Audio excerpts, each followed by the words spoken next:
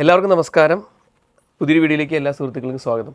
അപ്പോൾ റീസെൻ്റായിട്ട് ന്യൂസിലാൻഡിൽ ഓസ്കി ചെയ്യാൻ വരുന്ന ഒത്തിരി സ്റ്റുഡൻസ് തോക്കുന്നതായിട്ട് നമുക്കൊരു റിപ്പോർട്ട് കിട്ടിയിട്ടുണ്ട്. ഒരു 60-70% സ്റ്റുഡൻസ് റീസെൻ്റായിട്ട് ഓസ്കി ചെയ്യാൻ വരുന്നത് തോക്കുന്നു എന്ന് പലരും മെസ്സേജ് അയച്ച് എന്നെ അറിയിക്കുകയുണ്ടായി. ഈ റീസെൻ്റായിട്ട് ചെയ്ത 2 ബാച്ചിൽ അതിൽ കൂടുതലാണ് തോൽവിയുടെ റേറ്റ്. ഒത്തിരി സ്റ്റുഡൻസ് എനിക്ക് അവർ പേഴ്സണൽ മെസ്സേജ് അയച്ച് അവരാകെ ട്രബിളിലാണ്, എന്തുകൊണ്ടാണ് ഇങ്ങനെ തോക്കുന്നത്, നമുക്ക് എന്ത് ചെയ്യാൻ പറ്റും തുടങ്ങിയ ക്വസ്റ്റ്യൻസൊക്കെ ചോദിക്കുകയുണ്ടായി. അപ്പോൾ ഇന്നത്തെ വീഡിയോയിൽ ആ ഒരു കാര്യം നമ്മൾ ഡിസ്കസ് ചെയ്യുകയാണ്. അതിന് എൻ്റെ കൂടെ ജോയിൻ ചെയ്യുന്നത് റെക്സിയാണ്. Rexy, welcome to our channel. Thank you and thanks for joining us. അപ്പോൾ റെക്സി ന്യൂസിലാൻഡിലെ ന്യൂ പ്ലമൗത്ത് എന്ന സ്ഥലത്ത് വിറ്റ് എന്ന് പറയുന്ന കോളേജ് ഉണ്ട്, വെസ്റ്റേൺ ഇൻസ്റ്റിറ്റ്യൂട്ട് ഓഫ് ടെക്നോളജി. അവിടുത്തെ ഒരു അധ്യാപകനാണ്. അത് കൂടാതെ തന്നെ റെക്സി ന്യൂസിലാൻഡിൽ റീസെൻ്റായിട്ട് സ്റ്റാർട്ട് ചെയ്ത ഒരു ഇൻസ്റ്റിറ്റ്യൂട്ട്, ന്യൂസിലാൻഡ് സ്കിൽസ് കണക്ട്. അപ്പോൾ അവരത് ഓസ്കി സംബന്ധിച്ചുള്ള കാര്യങ്ങൾ, ട്രെയിനിങ് ഒക്കെയാണ് അവർ കൊടുക്കുന്നത്. അപ്പോൾ ഞാനിപ്പോൾ നേരത്തെ പറഞ്ഞ പോലെ റീസെൻ്റായിട്ട് എനിക്ക് ഇൻസ്റ്റാഗ്രാമിൽ കുറേ കുട്ടികൾ മെസ്സേജ് അയക്കുകയുണ്ടായി. അപ്പോൾ അത് സംബന്ധിച്ച് ഞാൻ അവരെ ഹെൽപ്പ് ചെയ്യാനായിട്ട് കുറേ റിസർച്ച് നടത്തുകയും അതിനെക്കുറിച്ച് കൂടുതൽ കാര്യങ്ങൾ അറിയാൻ ശ്രമിക്കുകയുണ്ടായി. അങ്ങനെയാണ് ഞാൻ റെക്സിയിലേക്ക് എത്തിച്ചേരുന്നത്. അപ്പോൾ റെക്സിയായിട്ട് ഞങ്ങൾ ഫോണിൽ സംസാരിച്ചു. ലക്കിലി റെക്സി നാട്ടിൽ തന്നെയുണ്ട്, ഞാനും നാട്ടിലാണ്. അങ്ങനെ ഞാൻ റെക്സിയായിട്ട് റിക്വസ്റ്റ് ചെയ്ത് നമ്മളങ്ങനെ ഒരു വീഡിയോ തയ്യാറാക്കുകയാണ്. ആ വീഡിയോയിൽ നമ്മൾ മെയിനായിട്ട് ഫോക്കസ് ചെയ്യുന്ന ഏരിയ എന്ന് പറയുന്നത് എന്തുകൊണ്ടാണ് നമ്മുടെ കുട്ടികൾ ഓസ്കി തോക്കുന്നത്, അതിൻ്റെ ആ റീസൺസ്, എങ്ങനെ നമുക്കിത് അഡ്രസ്സ് ചെയ്യാൻ പറ്റും. ഒബിയസ്ലി ഇതൊരു വലിയൊരു ഇഷ്യൂ ആണ്. കാരണം നാട്ടിൽ നിന്ന് എല്ലാം പ്ലാൻ ചെയ്ത് ഫ്ലൈറ്റ് ടിക്കറ്റ് എടുത്ത് ഇത്ര എക്സ്പെൻസ് മുടക്കി അവിടെ പോകുന്നു, പലരും തോക്കുന്നു. ഇപ്പോൾ ഞാൻ നേരത്തെ പറഞ്ഞ പോലെ ഞാൻ ഒട്ടും എക്സാജറേറ്റ് ചെയ്ത് പറഞ്ഞതല്ല, 60-70 ഈവൻ ലാസ്റ്റ് 2 ബാച്ചസ് വേഴ്സാണ്. അപ്പം അതൊരു വലിയൊരു ഇഷ്യൂ ആണ്. പ്രത്യേകിച്ച് നമ്മുടെ കേരളത്തിൽ നിന്ന് ഇതിനു വേണ്ടി മാത്രം പ്ലാൻ ചെയ്ത് പോകുന്ന ആൾക്കാർക്ക് അവിടെ ചെന്ന് തോക്കുക എന്ന് പറയുന്നത് ഒട്ടും അഫോർഡ് ചെയ്യാൻ പറ്റുന്നൊരു കാര്യമില്ല. ഫിനാൻഷ്യലി, മെൻ്റലി ഒക്കെ ഇവർക്ക് ഒത്തിരി സ്ട്രഗിളാണത്. അപ്പോൾ നമ്മൾ നേരിട്ട് ഒരു ടോപ്പിക്കിലേക്ക് കടന്നു കഴിഞ്ഞാൽ, റെക്സിയുടെ ഒരു അസസ്മെൻറ്റിൽ എന്തുകൊണ്ടാണ് ഇപ്പോൾ ഓസ്കി കുട്ടികൾ തോക്കാനായിട്ടുള്ളൊരു കാരണം? അപ്പം എൻ്റെ ഒരു എക്സ്പീരിയൻസ് ബേസ്ഡുള്ള ഒരു ഇത് ഒപ്പീനിയനാണ് ഞാൻ പറയുന്നത്. ഓക്കെ. അപ്പം എൻ്റെ ഒരു ഓസ്കി ട്രെയിനിങ് എക്സ്പീരിയൻസ് വെച്ച്, ഓസ്കി എന്ന് പറഞ്ഞാൽ പ്യൂർലി നമ്മളൊരു സിറ്റുവേഷൻ തരുന്നു, ആ സിറ്റുവേഷൻ നമ്മൾ എങ്ങനെ കൈകാര്യം ചെയ്യുന്നു, അത്രയേ ഉള്ളൂ. അപ്പം ആ കൈകാര്യം ചെയ്യുന്ന എല്ലാവരും ഡിഫറെൻ്റ് ആണ് കൈകാര്യം ചെയ്യുന്നത്. ജെറൻ ചെയ്യുന്ന രീതിയിലായിരിക്കില്ല ഞാൻ ചെയ്യുന്ന രീതിയിലാണ് വേറൊരാൾ ചെയ്യുന്നത്. അപ്പോൾ ഇതിനകത്ത് കുഴപ്പമെന്ന് വെച്ച് കഴിഞ്ഞാൽ, നമ്മളെല്ലാവരും ഒരുപോലെ ചെയ്യാൻ ശ്രമിച്ചു കഴിഞ്ഞാൽ ഇത് ആർട്ടിഫിഷ്യലായി മാറും. ഇപ്പോൾ സോറി കട്ട് ചെയ്തതിൽ റീസെൻ്റായിട്ട് നമ്മൾ കാണുന്ന ട്രെൻഡ് എന്ന് പറഞ്ഞു കഴിഞ്ഞാൽ, ഈ ഓസ്കി അനൗൺസ് ചെയ്ത ഉടനെ ന്യൂസിലാൻഡിൽ ഒത്തിരി ഏജൻസ് ഒബിയസ്ലി ഉണ്ട്. ഈ ഏജൻസ് എല്ലാം അവരുടേതായ രീതിയിൽ ഇതിനെക്കുറിച്ച് മാക്സിമം മനസ്സിലാക്കിയിട്ട് അവരൊരു മൊഡ്യൂൾ ഓഫ് ട്രെയിനിങ്, ഒരു എന്താ പറയുക, വൺ സൈസ് ഫിറ്റ്സ് ഓൾ എന്ന് പറയുന്ന രീതിയിലുള്ള ട്രെയിനിങ് കൊടുക്കുന്നു. അതാണ് കുട്ടികൾ എടുത്തിട്ട് പോകുന്നത്. ഇത് അതൊരു ഗാംബ്ലിംഗ് ആണ്. അതിനകത്ത് പാസ്സാകുന്ന ഒത്തിരി പേരുണ്ട്. അത് ട്രെയിനിങ്ങിൻ്റെ ഗുണം, അതുപോലെ തന്നെ ആ സ്റ്റുഡൻറ്റിൻ്റെ ഇൻപുട്ടും കോൺഫിഡൻസ്, ഇതെല്ലാം മാറ്റേഴ്സാണ്. പക്ഷേ ഇതിനകത്ത് നമുക്കൊരാൾക്കും ഇതൊരു സെറ്റ് ട്രെയിനിങ് ആയിട്ട് കൊടുക്കാൻ പറ്റത്തില്ല. ലക്കിലി ഇതിൻ്റെ എക്സാം ക്രൈറ്റീരിയാസ് ഇതിൻ്റെ സിനാരിയോസ് ഔട്ടാണ് ഇപ്പോൾ. അപ്പം ആ സിനാരിയോസ് വെച്ചാണ് ആളുകൾ ചെയ്യുന്നത്. അതായത് ഈ നഴ്സിംഗ് കൗൺസിലിന്റെ നേഴ്സ് മൗഡ് എന്ന് പറയുന്ന അവരാണല്ലോ ചെയ്യുന്നത്. അവർ ചെയ്യുന്നത് ഒറ്റ ഇതാണോ എല്ലാവർക്കും? അവർ ഇതുവരെ ഫോളോ ചെയ്യുന്ന സെയിം പാറ്റേൺ ആണ്. അപ്പോൾ ആ പാറ്റേൺ ആണ് എല്ലാ ഏജൻസീസായാലും പഠിപ്പിക്കുന്നത്. പക്ഷേ ഇതിനകത്ത് വരുന്ന ഒരു കുഴപ്പമെന്ന് വെച്ച് കഴിഞ്ഞാൽ, റീസെൻ്റ്ലി അവിടെ നമ്മൾ എക്സാമിന് പോകുമ്പോൾ ആക്ടേഴ്സ് ഉണ്ട്, കിവി ആക്ടേഴ്സ് അല്ലെങ്കിൽ ലോക്കൽ ആക്ടേഴ്സ് വരും. അപ്പോൾ അവരുടെ അടുത്ത് അവർ നഴ്സിംഗ് കൗൺസിൽ അല്ലെങ്കിൽ നഴ്സ് മോഡ് പ്രത്യേകം പ്രോംപ്റ്റ് ചെയ്യുന്നുണ്ട്, നിങ്ങൾ ഇപ്പോൾ ഉള്ള സ്ക്രിപ്റ്റ് സ്ലൈറ്റ്ലി ചേഞ്ച് ചെയ്യണം. അപ്പോൾ നമ്മൾ ഒരു സ്ക്രിപ്റ്റ് മാത്രം പഠിച്ചുകൊണ്ട് പോയി അവിടെ വരുമ്പോഴത്തേക്ക് ആ സ്ക്രിപ്റ്റ് ഇല്ലാത്തൊരു കാര്യം വരുമ്പം പെട്ടെന്ന് നമ്മൾ പാനിക്കാവും. അതായത് നമ്മൾ സ്കൂളുകളിലൊക്കെ ബൈ ഹാർട്ട് ചെയ്ത് ഒരു എക്സാമിന് പ്രിപ്പയർ ചെയ്യുന്നു, പെട്ടെന്ന് ആ ക്വസ്റ്റ്യൻ വരാതെ വരുമ്പോൾ നമ്മൾ സ്ട്രെസ്ഫുൾ ആവും. ആ ഒരു സിറ്റുവേഷനാണ് ഇപ്പോൾ ഇവിടെ സംഭവിക്കുന്നത്. സ്ട്രെസ്ഫുൾ ആയി കഴിയുമ്പോൾ പറ്റുന്നതെന്ന് വെച്ച് കഴിഞ്ഞാൽ, നമുക്കതെങ്ങനെ അഡ്രസ്സ് ചെയ്യണമെന്ന് അറിയത്തില്ല. അപ്പോൾ അവിടെയാണ് നമ്മുടെ ആക്ച്വൽ സ്കിൽസ് യൂസ് ചെയ്യേണ്ടത്. നമ്മൾ ഇമ്പൾസീവ് ആയിരിക്കണം, നമ്മൾ decision making, prioritising, communication skills, ഇങ്ങനത്തെ കാര്യങ്ങൾ അപ്പം ഒരു എക്സാമിനർക്ക് എക്സാക്ട്ലി അവിടെ നിൽക്കുന്ന എക്സാമിന് മനസ്സിലാവും ഇവർക്കുണ്ടോ ഇല്ലയോ എന്നുള്ളത്. അതെ, ഇവരെ ട്രെയിൻ ചെയ്ത് ആ ഒരു മൊഡ്യൂൾ മാത്രം പഠിപ്പിച്ച് വിട്ടേക്കുന്നതാണോ, ഇവർ ഏത് സിറ്റുവേഷനും കോപ്പി ചെയ്യാൻ പറ്റുന്ന ആളുകളാണോ എന്ന് നമുക്ക് മനസ്സിലാവും. നമ്മൾ കൂടുതൽ ഡീറ്റെയിൽസ് കിടക്കുന്നതിന് മുമ്പ് ഇപ്പോൾ ഈ വീഡിയോ ആദ്യമായിട്ട് കാണുന്ന ഒരാളാണ്, അല്ലെങ്കിൽ ന്യൂസിലാൻഡിലേക്ക് അവർ രജിസ്ട്രേഷൻ എടുക്കാൻ വരുന്ന ആളുകളൊക്കെ ആണെങ്കിൽ അവർക്ക് ഒന്ന് ബ്രീഫായിട്ട് ഈ ഓസ്കി എന്താണെന്നും ഓസ്കിയുടെ ഒരു സ്ട്രക്ചറും ഒന്ന് ബ്രീഫായിട്ടൊന്ന് എക്സ്പ്ലെയിൻ ചെയ്യാം. അപ്പം ഇപ്പോഴത്തെ ഒരു ഇത് വെച്ചിട്ട് കൗൺസിലിൻ്റെ റിക്വയർമെൻറ്റ്സ് എന്ന് പറഞ്ഞാൽ നമുക്ക് 1 year എക്സ്പീരിയൻസ് വേണം, അല്ലെങ്കിൽ 1800 hours ക്ലിനിക്കൽ എക്സ്പീരിയൻസ് വേണം. അതുകൊണ്ട് തന്നെ ഇംഗ്ലീഷ് പ്രൊഫഷൻസിയുടെ റിസൾട്ട്സ് നിങ്ങൾക്ക് അറിയാവുന്ന പോലെ തന്നെ റൈറ്റിങ്ങിന് 6.5, ബാക്കി എല്ലാത്തിനും 7. അപ്പം ഇത് രണ്ടും ഉണ്ടെങ്കിൽ നമുക്ക് കൗൺസിലിൽ നിന്ന് എല്ലാ നമ്മുടെ CGFNS പ്രോസസ്സും കൗൺസിലിൻ്റെ പ്രോസസ്സും കഴിയുമ്പോൾ നമുക്ക് ഒരു ഇത് തരും, ലിങ്ക് അയച്ചു തരും. നമുക്ക് നാട്ടിൽ നിന്ന് എക്സാം എഴുതാം. അതൊരു തിയറി എക്സാം എന്നാണ്, ഒബ്ജക്റ്റീവ് ടൈപ്പാണ്. അത് വളരെ ഈസിയാണ്. ഒരുവിധം എല്ലാവരും പാസ്സാകുന്നുണ്ട്, പ്രിപ്പയർ ആകുന്നവർ പാസ്സാകുന്നുണ്ട്. അത് നമ്മൾ നാട്ടിൽ നിന്ന് പാസ്സായി കഴിഞ്ഞാൽ അതിൻ്റെ നെക്സ്റ്റ് സ്റ്റെപ്പാണ് ഓസ്കി. അപ്പോൾ ഓസ്കി എന്ന് പറഞ്ഞു കഴിഞ്ഞാൽ 8 മിനിറ്റ് സിനാരിയോ, 10 സ്റ്റേഷൻസ്. അപ്പം ബാക്ക് ടു ബാക്ക് ആണ് ഈ 10 സ്റ്റേഷൻസും. എന്ന് വെച്ച് കഴിഞ്ഞാൽ 8 മിനിറ്റ് ബ്രേക്കില്ല. അപ്പം ഇതിനകത്ത് 10 സ്റ്റേഷൻസും സെറ്റ് ചെയ്ത് വെച്ചിരിക്കുകയാണ്. അതിനകത്ത് നേഴ്സിംഗ് കൗൺസിലിൻ്റെ വെബ്സൈറ്റിൽ അവർ എന്തൊക്കെയാണ് സ്റ്റേഷൻസ് നമ്മൾ അഡ്രസ്സ് ചെയ്യാൻ പോകുന്നത് പറയുന്നുണ്ട്. അതിനകത്ത് ഇപ്പോൾ മെഡിക്കേഷൻ അഡ്മിനിസ്ട്രേഷൻ തൊട്ട് CPR തൊട്ട് പിന്നെ കമ്മ്യൂണിക്കേഷൻ, കൾച്ചറൽ സേഫ്റ്റി, അങ്ങനെ കുറേ 10 ടോപ്പിക്സ് ഉണ്ട്. ആ 10 ടോപ്പിക്സാണ് ഇത് കവർ ചെയ്യുന്നത്. ഇതിനകത്ത് ഈ ടൈം മാനേജ്മെൻറ്റ് വളരെ ഇമ്പോർട്ടൻ്റ് ആണ്. 8 മിനിറ്റ്സ് എന്ന് പറഞ്ഞു കഴിഞ്ഞാൽ ചില സ്റ്റേഷൻ 8 മിനിറ്റ്സ് വേണ്ട, ചില സ്റ്റേഷൻ 8 മിനിറ്റ്സ് തികയത്തില്ല. അപ്പോൾ ഇതിന് ഡെഫിനറ്റ്ലി ഒരു പ്രിപ്പറേഷൻ ആവശ്യമുണ്ട്. ആ പ്രിപ്പറേഷൻ പുറമെ ഇത് നമുക്ക് എന്തിനാണ് ചെയ്യുന്നതെന്നുള്ളൊരു ഇത് വേണം. കൗൺസിൽ എന്തുകൊണ്ട് ചെയ്യുന്നു? കൗൺസിൽ ചെയ്യുന്നതെന്ന് വെച്ചാൽ ഇത്രയും കൂടുതൽ ഓവർസീസ് നഴ്സസ് വരുന്നു. ഇവർ നമ്മുടെ ന്യൂസിലൻഡിൽ വന്ന് വർക്ക് ചെയ്യാൻ ഇവർ എലിജിബിൾ ആണോ, ഫിറ്റ് ആണോ, നമ്മുടെ ഇവിടുത്തെ പേഷ്യൻസിനെ ലുക്ക് ആഫ്റ്റർ ചെയ്യാൻ ഇവർ സേഫർ ആണോ? ഇതാണ് മെയിൻ തിങ്. അതാണ് റെക്സി ലാസ്റ്റ് പറഞ്ഞ ആ ഒരു ഫാക്റ്റാണ് ഏറ്റവും ഇമ്പോർട്ടൻ്റ് ആയിട്ടുള്ള കാര്യം. പബ്ലിക് സേഫ്റ്റി എൻഷുർ ചെയ്യുക എന്നുള്ളതാണ് നഴ്സിംഗ് കൗൺസിലിന്റെ അൾട്ടിമേറ്റ് ആയിട്ടുള്ള എയിമും റെസ്പോൺസിബിലിറ്റി. ഇപ്പം നമുക്ക് അക്കാഡമിക്കലി നമ്മൾ സൗണ്ട് ആയിരിക്കാം, പക്ഷേ നമുക്കൊരു പേഷ്യൻ്റോട് കമ്മ്യൂണിക്കേറ്റ് ചെയ്യാൻ അറിയത്തില്ല, ഒരു അവിടുത്തെ ന്യൂസിലൻഡ് കൾച്ചർ അറിയത്തില്ല. അപ്പോൾ ഇങ്ങനത്തെ കുറേ ഒരു നാട്ടിൽ വന്ന് വർക്ക് ചെയ്യുമ്പോൾ കുറേ കാര്യങ്ങളുണ്ട്. ഇതൊക്കെ നമ്മൾ ഫിറ്റ് ആണെങ്കിൽ മാത്രമാണ് നമുക്ക് അവിടെ ഈസി ആയിട്ട് വർക്ക് ചെയ്യാൻ പറ്റുന്നത്. അപ്പോൾ അതിലേക്ക് നമ്മളെ നയിക്കുന്ന ഒരു എക്സാമിനേഷനാണിത് ഓസ്കി. അപ്പോൾ ഞാൻ ചോദിക്കാൻ വന്ന അടുത്ത കാര്യം, ഇപ്പോൾ നമ്മൾ പറഞ്ഞു ഇതൊക്കെയാണ് റീസൺസ്. അതായത് പലപ്പോഴും അവർ ഈ ട്രെയിനിങ് എടുക്കുന്നുണ്ട്. ഇപ്പോൾ റെക്സി നടത്തുന്ന ഇൻസ്റ്റിറ്റ്യൂട്ട് പോലെയുള്ള പല ഇൻസ്റ്റിറ്റ്യൂട്ടുകളും ട്രെയിനിങ് കൊടുക്കുന്നുണ്ട്. എന്നിട്ട് പോലും ഇത്രയും കുട്ടികൾ തോക്കുന്നുണ്ടെങ്കിൽ ഒബിയസ്ലി ആ ഒരു ഇഷ്യൂ ഓൾറെഡി നമ്മൾ ഡിസ്കസ് ചെയ്തു. അപ്പോൾ അതിനൊരു സൊല്യൂഷൻ എന്ന് പറയുന്നത് ഒബിയസ്ലി അവർ ചെയ്യാവുന്നതിനെ, ഇപ്പോൾ ഒരു സ്റ്റുഡൻറ്റിൻ്റെ ഭാഗത്ത് നിന്ന് ചിന്തിക്കുകയാണെങ്കിൽ അവർ ചെയ്യാവുന്നതിൻ്റെ മാക്സിമം ചെയ്യുന്നുണ്ട്. അവർ എക്സാം എഴുതുന്നു, ഫീസ് അടയ്ക്കുന്നു, ഏജൻസി പറയുന്ന ട്രെയിനിങ് എടുക്കുന്നു, എന്നിട്ടും തോക്കുമ്പോഴാണ് അവർക്ക് ഫ്രസ്ട്രേഷൻ. പല സ്റ്റുഡൻസും ഇൻസ്റ്റാഗ്രാമിൽ അയച്ച ആ ഒരു മെസ്സേജ് കാണുമ്പോൾ നമുക്ക് സങ്കടം തോന്നും. കാരണം അവർ റിട്ടേൺ ഫ്ലൈറ്റ് ടിക്കറ്റ് എടുത്ത് വെച്ച ആളുകൾ പോലും അവരുടെ പ്ലാനുകളെല്ലാം തകടം പറയുകയാണ്. കാരണം ഇതൊരു എക്സ്പെൻസീവ് പ്രോസസ്സാണ്. നമ്മൾ വളരെ ഹൈ എമൗണ്ട് ആണ് ഇതിനു വേണ്ടി പേ ചെയ്യുന്നത്. അപ്പോൾ ഇത് എന്തുകൊണ്ട് തോക്കുന്നതിനുപരി നമ്മൾ ആദ്യം ചർച്ച ചെയ്യേണ്ട ഒരു കാര്യം, ഇത് എങ്ങനെ ഈ തോൽവി കുറയ്ക്കാം. തീർച്ചയായിട്ടും ആ ഒരു തോൽവി എങ്ങനെ കുറയ്ക്കാമെന്ന് നമ്മൾ ഇപ്പം ഞാനോ ജെറിനോ ഒരു സ്പെഷ്യലി ഒരു എക്സാമിന് പോയി കഴിഞ്ഞാൽ അതിന് നമ്മളൊരു എക്സാം എഴുതി, അതിൻ്റെ റിസൾട്ട് കിട്ടി, ഓക്കെ എനിക്ക് മനസ്സിലായി ഞാൻ ഇന്ന പാർട്ടിൽ വീക്കാണ്, അതുകൊണ്ട് ഞാൻ തോറ്റു. അത് റെക്ടിഫൈ ചെയ്യാനുള്ളൊരു ഒരു സ്പേസ് നമുക്കില്ല ഇവിടെ. എനിക്ക് മെസ്സേജ് അയച്ച കുട്ടികൾക്ക് കൊടുത്ത റിപ്ലൈ അത് തന്നെയാണ്. ഞാൻ അവരോട് പറഞ്ഞു നിങ്ങൾക്ക് നിങ്ങളുടെ അസസ്മെൻറ്റ് റിപ്പോർട്ട് കിട്ടുമെന്ന് ചോദിച്ചു. അപ്പോൾ അവർ പറഞ്ഞു എനിക്ക് അതിനെക്കുറിച്ച് അറിയില്ല എന്ന് പറഞ്ഞു. അപ്പോൾ ഞാൻ അവരോട് പറഞ്ഞു നിങ്ങൾ നഴ്സിംഗ് കൗൺസിലിന് അല്ലെങ്കിൽ നേഴ്സ് വാർഡിന് ഒരു ഇമെയിൽ അയക്കുക. അതായത് നിങ്ങൾ തോറ്റു, ആ തോറ്റതിൻ്റെ ഒരു റിപ്പോർട്ട്. എന്ത് എക്സാം നടത്തുമ്പോഴും ഇപ്പോൾ റെക്സി പറഞ്ഞ പോലെ അതിന് അസസ്മെൻറ്റ് ക്രൈറ്റീരിയ മീറ്റ് ചെയ്തിട്ടുണ്ടോ നമുക്ക് മാച്ച് ചെയ്ത് നോക്കണമെങ്കിൽ ആ ഒരു അസസ്മെൻറ്റ് റിപ്പോർട്ട് നമുക്ക് വേണം. അപ്പോൾ അത് ഞാൻ മനസ്സിലാക്കിയെടുത്തോളം അത് ഇല്ല. ഇപ്പം ന്യൂസിലൻഡിൽ എല്ലാ അസസ്മെൻറ്റ്സ് ആയിട്ട് നടത്തുവാണെങ്കിൽ അത് NSRQയുടെ അണ്ടർ വരുന്നതാണ്. ന്യൂസിലൻഡ് ക്വാളിറ്റി അഷുറൻസ് ആണ്. അപ്പം അവർ അസസ് ചെയ്യുന്ന അവർക്കൊരു ക്രൈറ്റീരിയ ഉണ്ട്. അത് രീതിയിലേ നമുക്കൊരു അസസ്മെൻറ്റ് ചെയ്യാൻ പറ്റുള്ളൂ. ഈ എന്തോ കാര്യം കൊണ്ട് നേഴ്സിംഗ് കൗൺസിലിൻ്റെ ഈ ഒരു അസസ്മെൻറ്റിൽ നമുക്ക് നേഴ്സിംഗ് ക്രൈറ്റീരിയ ആയിട്ട് ജസ്റ്റ് ബ്രീഫ്ലി പറയുന്നുണ്ട് ആ ഹാൻഡ് ബുക്കിൽ, ഓസ്കി ഹാൻഡ് ബുക്കിൽ അവർ പറയുന്നുണ്ട്. പക്ഷേ അത് ഇനഫ് അല്ല. ഇതിനകത്ത് ഇവർ 2 days ഓറിയൻറ്റേഷൻ പോകുന്നുണ്ട്. ഓറിയൻറ്റേഷൻ പോകുമ്പോൾ പോലും ഇവർക്ക് പ്രോപ്പർ ഇൻഫർമേഷൻ കൊടുക്കുന്നില്ല, അല്ലെങ്കിൽ ഇവരെ വൺ ടൈം ഇതിനകത്തുനിന്ന് കാണിച്ച് ഈ ഒന്ന് ഫെമിലിയറൈസ് ചെയ്യുന്നില്ല. കാരണം ഇതൊരു വെരി ഇൻറ്റൻസീവ് പ്രോസസ്സാണ്. അതുപോലെ തന്നെ സ്ട്രെസ്ഫുൾ ആണ്, വളരെ സ്ട്രെസ്ഫുൾ. കാരണം നമ്മൾ ഈ വരുന്ന സ്റ്റുഡൻസ് ഒക്കെ ബിഗ് സ്റ്റേക്സിലാണ്. എന്ന് വെച്ചാൽ അവർ ഇത്രയും പൈസ, അവർ ഫാമിലി കിടക്കുന്നു, അവർ ഇത്രയും ഒരു one part of the world to another part of the world വരുന്നു ഈ എക്സാമിന് വേണ്ടി. അപ്പോൾ ആ സ്ട്രെസ് കൂടുതലാണ്. പ്രിപ്പറേഷൻ എന്തോരം എടുത്തിട്ടാണ്. അപ്പം ഇതിനകത്ത് കുഴപ്പമെന്ന് പറഞ്ഞു കഴിഞ്ഞാൽ നേഴ്സിംഗ് കൗൺസിൽ ഇവർക്ക് പ്രോപ്പർ ഒരു ഇത് തരുന്നു. ഇതാണ് ഓസ്കി, ഇങ്ങനെയൊക്കെയാണ് ഞങ്ങൾ എക്സ്പെക്ട് ചെയ്യുന്നത് നിങ്ങളിൽ നിന്ന് എന്നൊരു ക്രൈറ്റീരിയ തരുന്നു. അതുപോലെ തന്നെ ഇൻ കേസ്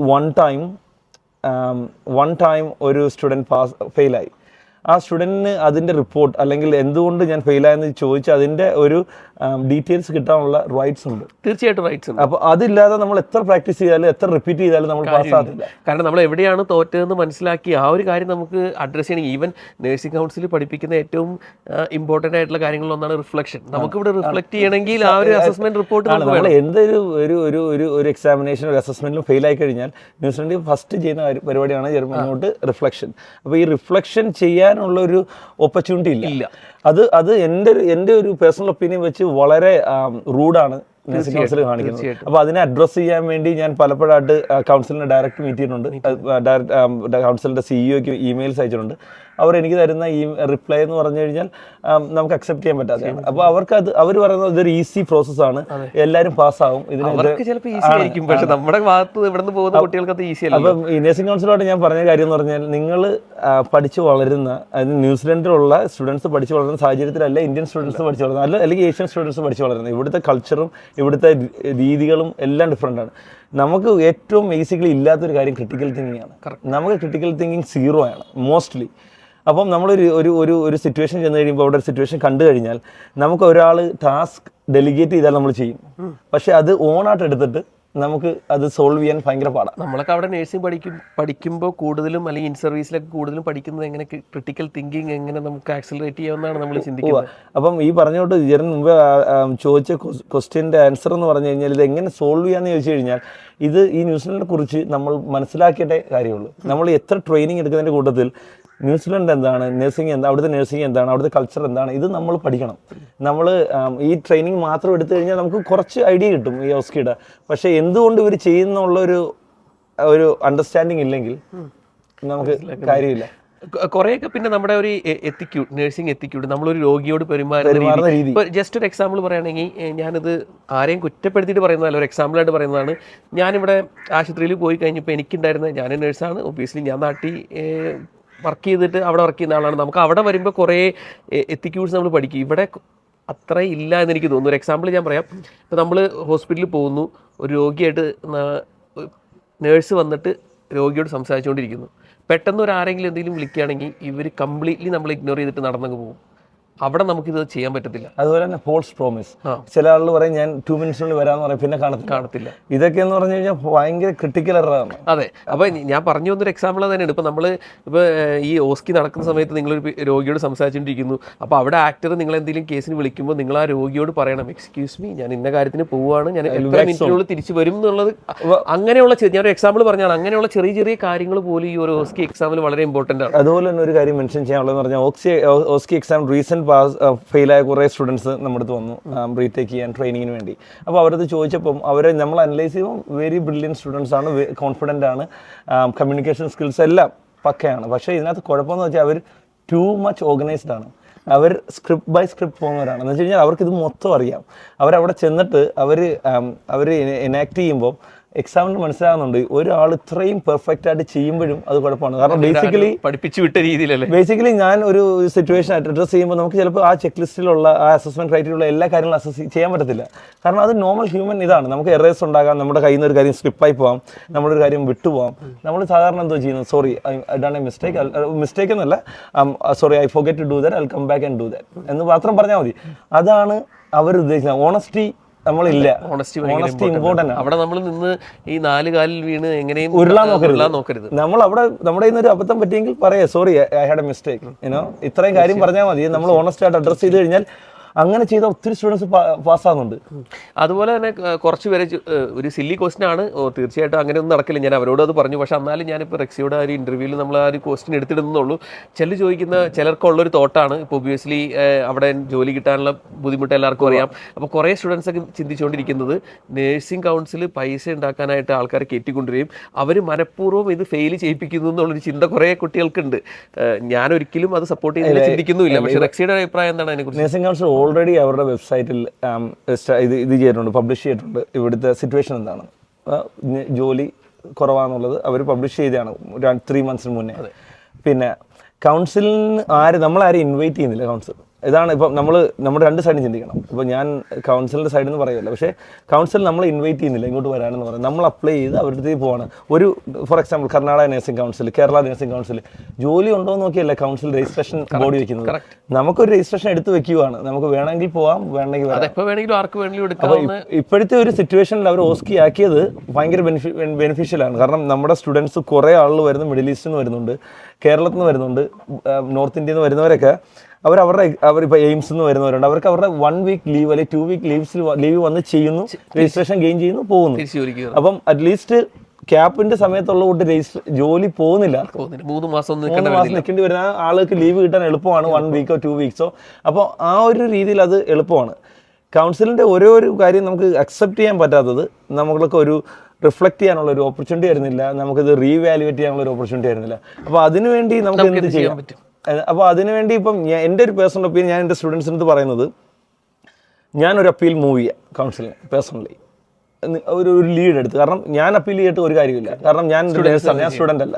പക്ഷേ അതിനകത്തോട്ട് എല്ലാ സ്റ്റുഡൻസും വരാനിരിക്കുന്നവരും ചെയ്തവരും അല്ലെങ്കിൽ അവിടെ വർക്ക് ചെയ്യുന്ന ഓൾറെഡി ന്യൂസിലൻഡിലുള്ള നേഴ്സസ് ഇതിനെ സപ്പോർട്ട് ചെയ്യുന്നവരും നമ്മൾ സൈൻ ചെയ്ത് പെറ്റീഷൻ മൂവ് ചെയ്യുന്നു. ഇത്ര ആളുകൾ ഒരു പെറ്റീഷൻ മൂവ് ചെയ്യുന്നു. Ministry of education, NSED-QA plus council. എന്താണ് പെറ്റീഷൻ്റെ എയിം? പെറ്റീഷൻ്റെ എയിം എന്ന് പറഞ്ഞാൽ ഇത്രയേ ഉള്ളൂ, ഞങ്ങളുടെ ഈ അസസ്മെന്റ് ക്രൈറ്റീരിയ ഞങ്ങൾക്ക് എന്തൊക്കെയാണ് കറക്റ്റ് ബെഞ്ച് മാർക്ക് നമുക്ക് തരിക. ഇപ്പം നിങ്ങൾ ഞങ്ങളുടെ ഇപ്പം എൻ്റെ ഒരു ഈ ഓസ്കി 10 സ്റ്റേഷൻ അസസ്മെന്റ് നേരത്തെ ന്യൂസിലൻഡിലുണ്ട്, BN പഠിക്കുന്നവർക്കറിയാം. അതിന് അവരുടെ അസസ്മെന്റ് ക്രൈറ്റീരിയ എന്ന് പറഞ്ഞാൽ അവർ ഒരു സ്റ്റേഷൻ ഒരു മിസ്റ്റേക്ക് വന്നാൽ നിങ്ങളെ ഫെയിലാക്കത്തില്ല. അവർ ചെയ്യുന്ന പറഞ്ഞാൽ 10 സ്റ്റേഷനിലും ജനറലി ഇവർ എന്തുമാണ് കൺസിസ്റ്റൻറ്റ് മിസ്റ്റേക്സ് ഉണ്ടാക്കുന്നത്, പിന്നെ എന്താണ് ഇവരുടെ മെയിൻ ഒരു പ്രോബ്ലം ഈ 10 സ്റ്റേഷനിലും, അത് മാത്രം അങ്ങനെ ഉണ്ടെങ്കിൽ മാത്രമേ ഫെയിലാക്കാൻ പറ്റുള്ളൂ. അപ്പം ഇതിൻ്റെ ഒരു റൂബിക്സ് ക്യൂബ് ഉണ്ട്. ഓക്കെ, ഈ സ്റ്റേഷനുകളിൽ ഇതൊക്കെയാണ് വേണ്ടത്, ആ ഒരു ചെക്ക് ലിസ്റ്റ് നമുക്ക് തരിക, നമ്മൾ പെറ്റീഷൻ പറയാൻ പോകുന്നത്. 2, ഞങ്ങൾ പാസ്സായി ഫെയിലായി കഴിഞ്ഞാൽ ഞങ്ങൾക്കൊരു റിപ്പോർട്ട് വേണം, ഞാൻ എന്ത് ക്രിട്ടിക്കൽ എറേഴ്സ് ആണ് മേക്ക് ചെയ്തത്. കാരണം അതിന് എനിക്ക് നെക്സ്റ്റ് ടൈം ഇമ്പ്രൂവ് ചെയ്യാം. അതെ, ഏത് ഏരിയയിലാണ് ഇമ്പ്രൂവ്മെന്റ് വേണ്ടത്, ഏത് ഏരിയയാണ് ഏറ്റവും ബെസ്റ്റ് ആയിട്ട്. കാരണം ഒരു എക്സാം ഏരിയ അസസ്മെന്റ് ഒരു വട്ടം ഒരാൾക്ക് തോക്കാം, ദാറ്റ്സ് ഫൈൻ. പക്ഷേ അതിനകത്ത് ഫീഡ്ബാക്ക് തന്നു കഴിഞ്ഞാൽ അത് ഇമ്പ്രൂവ് ചെയ്ത് നെക്സ്റ്റ് ടൈം അത് റിപ്പീറ്റ് ചെയ്ത് തോക്കുക എന്ന് പറയുന്നത് അക്സെപ്റ്റ് ചെയ്യാൻ പറ്റാത്ത കാര്യമാണ്. അപ്പം നമുക്ക് ഒന്നാമത് 3 ചാൻസസേ ഉള്ളൂ. അപ്പം ഒന്ന് നമ്മൾ ഇത്രയും പൈസ പേ ചെയ്യണം ഇതിന്, $3,000 എടുത്താൽ കണ്ട 300. 2, നമ്മൾ ഇത്രയും ട്രാവൽ ചെയ്യണം, നമ്മുടെ ഇൻകൺവീനിയൻസ് ആണ്. നമ്മൾ ഒരിടത്ത് നമ്മുടെ ഫാമിലി വിട്ട് നമ്മൾ വേറൊരു രാജ്യത്ത് വരുന്നു, ഒരു എക്സാമിന് വേണ്ടി മാത്രം, അതും ജോബ് അഷുറൻസ് പോലും ഇല്ല. അപ്പോൾ ആ ഒരു സാഹചര്യത്തിൽ അവരുടെ നമുക്കൊരു സപ്പോർട്ട് വേണം. പിന്നെ ഇപ്പോൾ വൺസ് ഒരാൾ ഫെയിൽ ആയി കഴിഞ്ഞാൽ വീണ്ടും തിരിച്ച് നാട്ടിൽ വന്നിട്ട് ചിലപ്പോൾ 2-3 മാസം കഴിഞ്ഞിട്ട് വീണ്ടും കയറി വരും. അപ്പോൾ വിസ ചാർജസ് ഇത് ഒരു എക്സ്പെൻസീവ്. അപ്പം ഈ കാര്യങ്ങൾ വെച്ചാണ് നമ്മൾ അഡ്രസ്സ് ചെയ്യാൻ പോകുന്നത് കൗൺസിലിലേക്ക്. ഞങ്ങൾക്ക് ഇതൊരു ട്രാൻസ്പെറൻറ്റ് പ്രോസസ്സാണ് തോന്നുന്നില്ല. അപ്പോൾ ഞങ്ങളുടെ ഒരു സജഷൻ ഇങ്ങനെ ആക്കി തന്നാൽ ഞങ്ങൾക്ക് യൂസ്ഫുൾ ആയിരിക്കും, അതുകൊണ്ട് ഞങ്ങളെ ഹെൽപ്പ് ചെയ്യണം എന്നുള്ള രീതിയിലാണ്. തീർച്ചയായിട്ടും അങ്ങനെ ഒരു പെറ്റീഷൻ റെക്സി ചെയ്യാനായിട്ട് റെഡി ആണെങ്കിൽ തീർച്ചയായിട്ടും നമ്മൾ എനിക്കത് ഇതിനകത്ത് ഒരു ഇനിഷ്യേറ്റീവ് എടുത്ത് നിങ്ങളെ ഹെൽപ്പ് ചെയ്യാനേ പറ്റൂ. പക്ഷേ ഇതിനകത്ത് ആക്ച്വൽ സപ്പോർട്ട് അവർ നോക്കുന്നത് എത്ര ആക്ച്വൽ സ്റ്റുഡൻസ് ഉണ്ട് ഇതിനകത്ത്, എത്ര ആക്ച്വൽ സ്റ്റുഡൻസിൻ്റെ ഫീഡ്ബാക്ക് ഉണ്ട്. ചിലപ്പം നമ്മൾ ഓൾറെഡി എക്സാം എഴുതിയ സ്റ്റുഡൻസിനെ മീറ്റ് ചെയ്തിട്ട് പറയേണ്ടി വരും, നിങ്ങൾ 2-3 ഇമെയിൽ അയക്കുക, നിങ്ങളുടെ ആക്ച്വൽ അനുഭവം എന്താണ്, നിങ്ങൾ കടന്നു പോയത്. അപ്പം കാരണം ഹ്യൂമാനിറ്റി വളരെ ഇമ്പോർട്ടൻസ് കൊടുക്കുന്ന ഒരു രാജ്യമാണ് ന്യൂസിലാൻഡ്. അപ്പം നമ്മുടെ ഒരു പാസ്റ്ററൽ കെയർ എന്ന് പറയുന്ന സംഭവം ഉണ്ട്. പാസ്റ്ററൽ കെയർ മീൻസ് നമ്മളൊരു രാജ്യത്തോട്ട് വരുമ്പോൾ culture shock, time zone difference, നമ്മുടെ ഫുഡ് ഹാബിറ്റ്സ്, എവറിത്തിങ്, ഇതെല്ലാം നമ്മൾ ഡിഫറെൻ്റ് ആണ്. ഇത് നമ്മളൊന്ന് അഡാപ്റ്റ് ചെയ്യാനുള്ള സമയം പോലും ഇല്ല നമ്മൾ ഈ എക്സാം സമയത്ത്. കറക്റ്റാണ്. അപ്പം ഇതൊക്കെ ഞാൻ കൗൺസിലോട്ട് സംസാരിച്ചാണ്, പക്ഷേ അവർക്കത് കണക്ട് ആവുന്നില്ല. ഞങ്ങളും കുറേ കാര്യം ഇപ്പോൾ ഈ സാഹചര്യമൊക്കെ ആയിട്ട് ഈ ഒരു ഇഷ്യൂസ് ഒക്കെ കുറേ ബ്രിങ്ങപ്പ് ചെയ്തതാണ്. അവർ കുറേ ഹെൽപ്പ് ചെയ്യാന്നൊക്കെ പറയും. പിന്നെ ന്യൂസിലാൻഡിലെ പ്രോസർ എല്ലാം സ്ലോ പ്രോസസ്സാണ്. നമ്മുടെ കുറേ കാര്യങ്ങളൊക്കെ പറഞ്ഞ് കുറേ കാര്യങ്ങൾ സിസ്റ്റം ഒക്കെ ആക്റ്റീവാണ്, എന്നാൽ അത് നമുക്ക് വേണ്ട സപ്പോർട്ട് കിട്ടുന്നില്ല. അതിനുള്ള ഒരു എംപ്ലോയബിൾ കൗൺസിലിൽ കൂടി 30 പീപ്പിളെ വർക്ക് ചെയ്യുന്നുള്ളൂ. അപ്പം ആ ഒരു സ്ലോ പീരീഡ് എടുക്കും എല്ലാത്തിലും. പിന്നെ അടുത്തതായിട്ട് പറയാനുള്ളതെന്ന് പറഞ്ഞു കഴിഞ്ഞാൽ നമ്മൾ ടു പെർഫെക്റ്റ് ആയിരിക്കുക. ഇപ്പം ഈ ആളുടെ തോക്കുന്നതിന് വേറൊരു റീസൺ ഞാൻ പറഞ്ഞതെന്ന് വെച്ച് കഴിഞ്ഞാൽ, ഈ നമ്മളൊരു ട്രെയിനിങ് സെൻറ്ററിൽ പോവാം, നിങ്ങൾ പോകണ്ടെന്നല്ല, എവിടെ വേണമെങ്കിലും പോവാം. 2 ടൈപ്പ്. നമുക്ക് ന്യൂസിലൻഡ് ഒരിക്കൽ വർക്ക് ചെയ്യാത്ത ഒരാൾ നമ്മൾ എത്ര പഠിപ്പിച്ചു കഴിഞ്ഞാലും ആ കോണ്ടന്റ് എങ്ങനെ ഡെലിവറി ചെയ്യുമെന്ന് എനിക്കറിയത്തില്ല. ഞാൻ പോയി ക്ലാസ് അറ്റൻഡ് ചെയ്തിട്ടില്ല, പക്ഷേ എനിക്ക് ഇമാജിൻ ചെയ്യുമ്പോൾ അറിയാം നമുക്ക് ഇതിനകത്ത് സട്ടിലായിട്ടുള്ള കുറേ കാര്യങ്ങളുണ്ട്. എന്ന് വെച്ച് കഴിഞ്ഞാൽ നമ്മൾ അവിടുത്തെ ആളെ അഡ്രസ്സ് ചെയ്യും. നമ്മൾ കൾച്ചറൽ ഭാഗങ്ങളിൽ പോകുമ്പോൾ, for example kia ora, what can we do for the whanau എന്ന് നമ്മൾ അങ്ങനത്തെ വേർഡ്സുകൾ ആഡ് ചെയ്യുന്നത് വെച്ചാൽ ഞങ്ങൾ നിങ്ങളെ റെസ്പെക്ട് ചെയ്യുന്നുള്ള രീതിയിലാണ് കാണുന്നത്. പക്ഷേ ഇത് നമ്മൾ നാട്ടിൽ നിന്ന് ഒരാൾ ട്രെയിൻ ചെയ്യുമ്പോൾ ഓൾറെഡി അങ്ങനത്തെ സിസ്റ്റത്തിൽ വർക്ക് ചെയ്യാതെ അല്ലെങ്കിൽ അങ്ങനെ ആളുടെ അഡ്രസ്സ് ചെയ്ത് പഠിക്കാത്തവർ ചെയ്യുമ്പോൾ എത്രമാത്രം എഫക്റ്റീവാണെന്ന് അറിയത്തില്ല. രണ്ട്, ഇതിന് ഒരു ഷോർട്ട് ടൈം ക്രാഷ് കോഴ്സാണ് ഇപ്പോൾ എല്ലാവരും ചെയ്യുന്നത്. 1 വീക്ക് ട്രെയിനിങ് കാണും. ഇപ്പം നമ്മുടെ ഇൻസ്റ്റിറ്റ്യൂട്ടിൽ നമ്മൾ ചെയ്യുന്നത് 1 വീക്ക് ട്രെയിനിങ് പ്ലസ് നമുക്ക് 3 days പ്രാക്ടിക്കലാണ്. പക്ഷേ ഇതിൻ്റെ കുഴപ്പമെന്ന് വെച്ചാൽ നമ്മളത് കാണുന്നത് വെച്ചാൽ അത് നോട്ട് ഇനഫാണ്. നോട്ട് ഇനഫാന്ന് കാരണം നമുക്കിത് ഇവരെ സ്പൂൺ ഫീഡ് ചെയ്യാൻ പറ്റില്ല. ഇതിൻ്റെ ഒരു കോൺസെപ്റ്റ് ഡെലിവർ ചെയ്യാൻ പറ്റും. ആ കോൺസെപ്റ്റ് അവർ തന്നെ അവരുടെ ഓൺ സ്റ്റൈലിൽ കൊണ്ടുവരിക. ഇപ്പം ഞാൻ ഒരു റൂമിൽ ചെന്നിട്ട് ഒരു പേഷ്യൻസ് ബിഹേവ് ചെയ്യുന്നത് വളരെ ഡിഫറെൻ്റ് ആയിരിക്കും, ഞാൻ വേറൊരു രീതിയിലായിരിക്കും. അപ്പം ഞാൻ ജെറിൻ എന്നെ പഠിപ്പിക്കുമ്പോൾ ഞാൻ എക്സാക്ട് ജെറിനാകാൻ ശ്രമിച്ചാൽ അതൊരിക്കലും നടക്കത്തില്ല. കാരണം അത് നമ്മൾ ഈ 10 സെഷൻ എവിടെയെങ്കിലും നമ്മളെ നിന്ന് മിസ്സായി പോകും. അത് അവർക്ക് മനസ്സിലാവും, ഇതൊരു ജെനുവിൻ അല്ല, ഇതല്ല ഇവർ. ഇത് ആദ്യത്തെ കുറേ സ്റ്റേഷൻസ് കഴിയുമ്പോൾ എവിടെയെങ്കിലും സ്റ്റക്ക് വന്ന് നെർവസ്നെസ് വരുമ്പോൾ നമ്മുടെ ബ്രെയിൻ ഓട്ടോമാറ്റിക്കലി ജമ്പ് ബാക്ക് ചെയ്ത് നമ്മൾ ആക്ച്വൽ ഞാനായി മാറും. അപ്പം അവിടെ നമ്മൾ എക്സ്ക്യൂസ് മീ ചോദിക്കത്തില്ലായിരിക്കും, നമ്മൾ പേഷ്യന്റിന്റെ ടച്ച് ചെയ്യാൻ നേരത്ത് പെർമിഷൻ ചോദിക്കത്തില്ല, കൺസെന്റ് എടുക്കത്തില്ല. ഇത് നമ്മുടെ പ്രാക്ടീസ് ചെയ്ത് നമ്മൾ ചേഞ്ച് വരുത്തണം. ഇത് നമ്മൾ മെൻ്റലി ചേഞ്ചാണ്. നമ്മൾ തിങ്ക് ചെയ്യണം. ഞാൻ ന്യൂസിലൻഡിൽ പോകുന്ന നേഴ്സാണ്. അവിടെ പേഷ്യൻ്റ് കെയർ എന്ന് പറഞ്ഞാൽ വളരെ ഇമ്പോർട്ടൻ്റ് ആണ്. പേഷ്യൻ്റ് കൺസെൻറ്റിങ്, പ്രൈവസി, ഇങ്ങനത്തെ കാര്യങ്ങളൊക്കെ വളരെ ഇമ്പോർട്ടൻ്റ് ആണ്. നമ്മൾ ഇത് ചുമ്മാ ഒരു ഷോയ്ക്ക് വേണ്ടി ചെയ്യുന്നതല്ല. നമ്മൾ എല്ലാ സ്റ്റേഷനിലും ഇത് പ്രാക്ടീസ് ചെയ്യണം. Hand hygiene, infection control. ഇപ്പം ഒരു സ്ഥലത്ത് സ്റ്റക്കായി കഴിയുമ്പോൾ പിന്നെ ഇൻഫെക്ഷൻ കൺട്രോളൊക്കെ പോയി, പിന്നെ അതൊന്നും ചിന്തിക്കുന്നേ ഇല്ല. കാരണം ഇത് നമ്മൾ റെഗുലറായിട്ട് സ്റ്റുഡൻസ് പ്രാക്ടീസ് ചെയ്യുന്നത് കാണുമ്പോൾ നമ്മൾ കൊടുക്കുന്ന ഫീഡ്ബാക്കാണ്. ഈ നമ്മൾക്ക് ഒരാൾ ചെയ്യുന്ന കണ്ട് ഫീഡ്ബാക്ക് കൊടുക്കാം, റിപ്പീറ്റഡ് ചെയ്യുക, ഫീഡ്ബാക്ക് ഒഴിവാക്കാം. പക്ഷേ എക്സാം ഡേയിൽ ഇറ്റ്സ് അപ് ടു ദം. ഇപ്പം അത് എങ്ങനെ ഇമ്പ്രൂവ് ചെയ്യാന്നുള്ളതെന്ന് വെച്ച് കഴിഞ്ഞാൽ അത് നമ്മുടെ ബ്രെയിനിലേക്ക് നമ്മൾ കൊണ്ടുവരിക, സെറ്റിൽ ചെയ്യുക. രണ്ടാമത്തെ കാര്യം, ടു മച്ച് ആങ്ഷ്യസ് ആയിരിക്കുക. ഞാൻ തെറ്റ് ചെയ്യുമോ, എൻ്റെ ഇംഗ്ലീഷ് ശരിയാണോ, ഞാൻ പറയുന്ന അവർക്ക് മനസ്സിലാകുന്നുണ്ടോ. അപ്പം നമ്മുടെ ഇൻസ്റ്റിറ്റ്യൂട്ടിൽ നമ്മളിപ്പം നമുക്ക് മൾട്ടി കൾച്ചറലാണ് സ്റ്റാഫ്. ഇപ്പം രണ്ട് ഇന്ത്യൻ സ്റ്റാഫുണ്ട്, ഫിലിപ്പീൻസ് ഉണ്ട്, സൗത്ത് ആഫ്രിക്കയുണ്ട്, കിവിയുണ്ട്. ആക്ടേഴ്സ് എല്ലാം കിവീസാണ്. ഇത് നമ്മൾ അങ്ങനെ ചെയ്യാൻ കാരണം നിങ്ങൾക്ക് വരുമ്പോഴത്തേക്കും ഹാർഡായിരിക്കും. സ്റ്റുഡൻസ് വരുമ്പോൾ അത് ഹാർഡായിരിക്കണം. കാരണം ഇതാണ് ഇവരിൽ ഫ്യൂച്ചറിൽ ലൈഫിൽ വരാൻ പോകുന്നത്. അപ്പം അത് ടാക്കിൾ ചെയ്ത് കഴിഞ്ഞാൽ അവർക്ക് അറ്റ്ലീസ്റ്റ് ആ റൂമിൽ പോകുമ്പോഴത്തേക്ക് അങ്ങനത്തെ ആളുകളെ കാണുമ്പോൾ, സംസാരിക്കുമ്പോൾ, അവരുടെ ആക്സെൻറ്റ് കേൾക്കുമ്പോൾ അല്പം കംഫർട്ടാവും. പിന്നെ രണ്ട്, നമുക്കൊരു കാര്യം മനസ്സിലായില്ലെങ്കിൽ, ഇപ്പോൾ എനിക്ക് എല്ലാ കാര്യം മനസ്സിലാകത്തില്ല, എനിക്ക് എല്ലാ കാര്യം അറിയില്ല. I don't know. I will inquire with my peer or my staff members. I'll come back to you. ഇത്രയും പറഞ്ഞാൽ മതി. നമുക്ക് എല്ലാം അറിയണമെന്നില്ല. ഇപ്പം നമ്മുടെ എല്ലാം അറിയുന്നതിൻ്റെ ക്ലിനിക്കൽ സ്കില്ലല്ല അവിടെ അസസ് ചെയ്യുന്നത്. നമ്മുടെ ഇൻറ്റിഗ്രിറ്റി, നമ്മുടെ ഓണസ്റ്റി, ഇതെല്ലാം ഇതിനകത്ത് മാറ്റേഴ്സ് ആണ്. ഒത്തിരി ആളുകൾ ഇപ്പം ഫോർ എക്സാമ്പിൾ ഇത് പറഞ്ഞു കഴിഞ്ഞാൽ വളരെ ഫണ്ണിയാണിത്. എന്ന് വെച്ചാൽ നമ്മുടെ കെയർ പ്ലാൻ്റെ ഒരു സിനാരിയോ ഉണ്ട്. അതിനകത്തൊരു ഒരു പേഷ്യൻറ്റ് ഫാമിലിയായിട്ട് ഡിസ്കസ് ചെയ്തുകൊണ്ടിരിക്കുക, അയാളുടെ പ്രോബ്ലംസ്, അയാളുടെ വറീസ്. അപ്പോൾ നമ്മുടെ ട്രെയിനിങ് ഫെസിലിറ്റീസിലൊക്കെ ഇത് എക്സാക്ട്ലി അതുകൊണ്ടാണ് പഠിപ്പിക്കുന്നത്. പക്ഷേ റീസെൻ്റ്ലി ഈ കൗൺസിൽ, ഇപ്പോൾ ഇത് ഇന്റേണലി നമുക്കറിയാവുന്ന ഇൻഫർമേഷനാണ്, കൗൺസിൽ അവരുടെ ആക്ടേഴ്സിന് പ്രോംപ്റ്റ് ചെയ്യുന്നുണ്ട്. ജെറിൻ സെഷൻ കഴിഞ്ഞ് പോയി കഴിയുമ്പോൾ ഞാനായിരിക്കും നെക്സ്റ്റ് വരുന്നത്. ചിലപ്പം ഇതിൻ്റെ ഓർഡർ ചേഞ്ച് ചെയ്യുക, ഇതിനകത്ത് 2 സാധനം എടുത്ത് മാറ്റുക. പക്ഷെ നമ്മൾ പ്രിപ്പയർഡ് ആയിട്ടാണ് വരുന്നത്. കെയർ പ്ലാൻ ഇടാൻ നേരത്ത് പുള്ളി പറയാത്ത പ്രോബ്ലം വരെ നമ്മൾ എഴുതി വയ്ക്കും. എന്നുവെച്ചാൽ നമ്മൾ പുള്ളി പറയുന്ന കമ്മ്യൂണിക്കേഷൻ അല്ല ലിസൺ ചെയ്യുന്നത്, നമ്മൾ ഓൺലി പ്രിപ്പയർഡ് ആണ്. നെക്സ്റ്റ് പ്രോബ്ലം വരാൻ പോകുന്ന ഒരു ബാച്ചിനെ ഞാൻ വെയിറ്റ് ചെയ്തുകൊണ്ടിരിക്കുന്നതെന്ന് പറഞ്ഞാൽ, ഇപ്പോൾ നമുക്ക് എല്ലാ സിനാരിയോസും ഉണ്ടല്ലോ, നമുക്കറിയാം, നമ്മൾ ചെയ്യുന്നു. This year they will change it. പെട്ടെന്ന് ഒരു ദിവസമായിരിക്കും, നമ്മുടെ ഒന്നും പറയില്ല. ആ ബാച്ചിൽ പോകുന്ന ആളുകൾ മൊത്തം സ്റ്റക്കാവും. അവിടെ ചെയ്യേണ്ടതെന്ന് പറഞ്ഞാൽ ഇമ്പൾസീവായിട്ട് അല്ല, നമ്മൾ ആ കോൺസെപ്റ്റ് അറിയാവുന്ന ഒരാളാണെങ്കിൽ നമുക്ക് അഡ്രസ് ചെയ്യാൻ പറ്റും. അല്ല നമ്മൾ ഈ ഒരു സിറ്റുവേഷൻ മാത്രം പഠിച്ചിട്ട് പോകുന്നവരാണെങ്കിൽ ഫെയിൽ, കംപ്ലീറ്റ്ലി ഫെയിൽ. അപ്പം എൻ്റെ ഒരു ഒപ്പീനിയൻ എന്ന് പറഞ്ഞാൽ, നിങ്ങൾ ഈ കോൺസെപ്റ്റ് മനസ്സിലാക്കുക.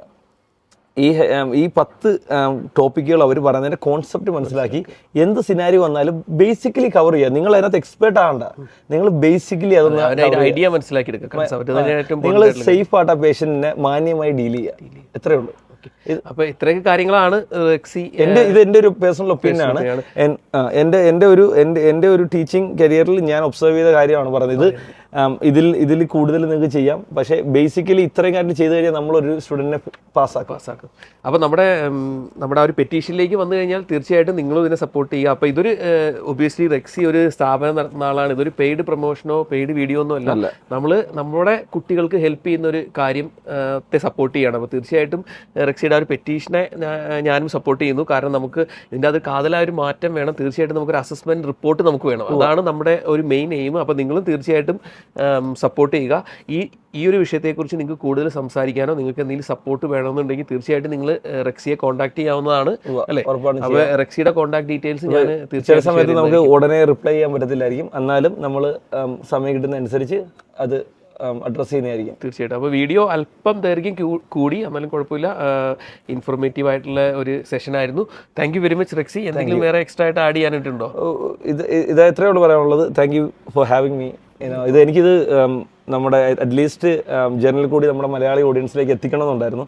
ഇതിൻ്റെ പ്രോബ്ലംസ് ഇതെങ്ങനെ നമുക്ക് സോൾവ് ചെയ്യാം, നമ്മളെങ്ങനെ പ്രിപ്പയർ ചെയ്യാം. മെയിനായിട്ട് ഇത്രയാണ്, നമ്മുടെ സ്റ്റുഡൻസ് വരുന്നത് ഒത്തിരി ഫിനാൻഷ്യൽ പ്രോബ്ലംസ്, വേറെ ഫാമിലി പ്രോബ്ലംസ് ഇതിൽ കൂടെ ആണ്. അപ്പം അവരുടെ ജേണി ഈസി ആകുക. ന്യൂസിലൻഡിലേക്ക് വരുന്ന ഒരാൾ ഹാപ്പി ആയിട്ട് വരിക. അല്ലാതെ നമ്മൾ ഈ രാജ്യം തന്നെ വരുമ്പം തന്നെ നമ്മൾ ആ രാജ്യത്തോട് നെഗറ്റീവ് ആണെങ്കിൽ നമ്മൾ അവിടെ വർക്ക് ചെയ്യുമ്പോഴെല്ലാം. പിന്നെ രണ്ടാമത് പേഴ്സണലി ഞാൻ ഇങ്ങോട്ട് വന്ന നമ്മളിത് ഡിസ്കസ് ചെയ്യാൻ കാരണം നമുക്കൊരിക്കലും വേറൊരു സ്റ്റാഫിൻ്റെ ഇടയിൽ നിന്ന് Indian nurses we don't want dum അല്ലെങ്കിൽ അത് പറയുന്നത് കേൾക്കുമ്പോൾ നമുക്ക് ബുദ്ധിമുട്ടാണ്. അപ്പോൾ നമ്മളത് പറയിപ്പിക്കാതിരിക്കുക. നമ്മൾ അതിനു വേണ്ടി മാറ്റങ്ങൾ കൊണ്ടുവരാൻ നമ്മൾ എന്ത് ചെയ്യാൻ പറ്റും? കാരണം നമ്മൾ എന്തെങ്കിലും ചെയ്താലേ ഇത് മാറും തീർച്ചയായിട്ടും. അപ്പം അതാണ് എനിക്ക് നിങ്ങളുടെ അടുത്ത് പറയാനുള്ളത്. ഇപ്പം ഓസ്കി വളരെ ഈസി ആയിട്ടുള്ളൊരു കോൺസെപ്റ്റ് ഈസിയാണ്. അതിൻ്റെ എന്തൊക്കെയാണ് ടോപ്പിക്സ് എന്നുണ്ട്. പക്ഷേ അണ്ടർസ്റ്റാൻഡ് ചെയ്ത് നിങ്ങളുടെ രീതിയിൽ നിങ്ങൾ ജെന്യുവിനായിട്ട് ബിഹേവ് ചെയ്ത് കഴിഞ്ഞാൽ എൻ്റെ ഒപ്പീനിയനിൽ നിങ്ങൾ ഒരു 99% പാസ്സാവും. അവർ ക്രിട്ടിക്കലി വളരെ ചെറിയ കാര്യങ്ങൾ നിങ്ങളെ ഇങ്ങനെ തോപ്പിക്കത്തില്ല. പക്ഷേ ഇതാണ് നിങ്ങൾ ആ കോൺസെപ്റ്റ് മനസ്സിലാക്കി നിങ്ങൾക്ക് അറിയാത്ത കാര്യങ്ങൾ അറിയത്തില്ല എന്നുള്ള രീതിയിൽ ചെയ്താലും കുഴപ്പമില്ല. പക്ഷേ നിങ്ങൾ ഓണസ്റ്റ് ആയിരിക്കുക. നിങ്ങളുടെ സ്റ്റൈലിൽ നിങ്ങൾ ഡെലിവറി ചെയ്യുക. തീർച്ചയായും. Okay, thank you. Thanks Jerin.